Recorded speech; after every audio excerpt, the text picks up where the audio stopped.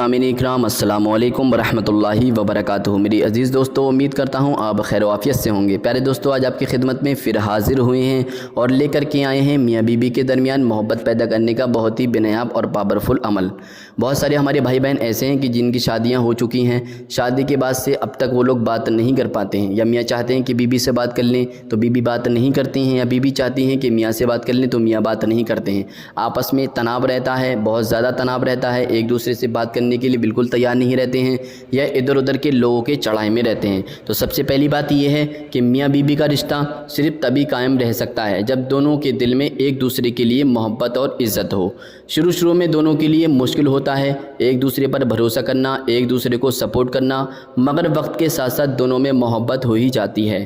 میاں بیوی دونوں کو چاہیے کہ وہ دونوں اپنے رشتے کو مضبوط بنانے کے لیے ایک دوسرے کو عزت اور بھروسہ اور محبت دیں، لیکن پھر بھی ہر کوشش کے باوجود اگر آپ دونوں ایک دوسرے کے دل میں جگہ نہیں بنا پا رہے ہیں تو پھر آپ اللہ رب العزت کی طرف رجوع کریں اور اللہ رب العزت سے مدد مانگیں۔ اس کے لیے آپ کو محبت کا وظیفہ کرنا چاہیے۔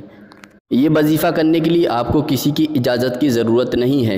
یہ وظیفہ قرآن و حدیث کی روشنی میں میاں بیوی کے درمیان محبت پیدا کرنے کے لیے ہے۔ یہ وظیفہ ان کے درمیان ہر وجود، ہر قسم کی پریشانی کو دور کر سکتا ہے۔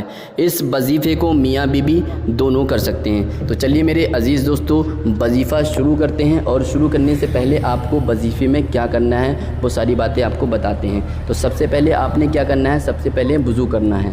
وضو کرنے کے بعد آپ کوئی بھی ایسا وقت مقرر کر لیجئے، یہ وظیفہ آپ کو 3 دن تک کرنا ہے۔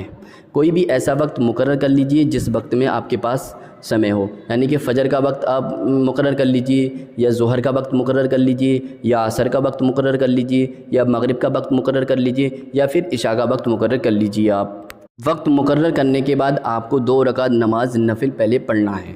تو 2 رکعت نماز نفل پڑھنے کا کیا طریقہ ہے وہ بھی آپ کو بتا دیتے ہیں۔ تو چلیے سب سے پہلے وضو کرتے ہیں۔ وضو کرنے کے بعد اب ہمیں 2 رکعت نماز نفل پڑھنا ہے۔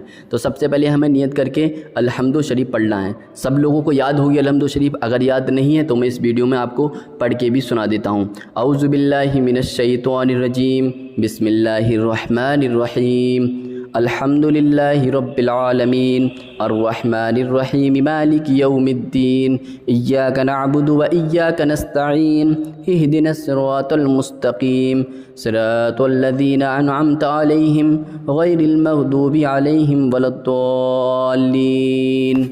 اس کے بعد آپ کو پڑھنا ہے سورہ اخلاص، یعنی کہ قل هو اللہ شریف۔ سبھی لوگوں کو یاد ہوگی، اگر یاد نہیں ہوگی تو میں آپ کو وہ بھی پڑھ کے سنا دیتا ہوں۔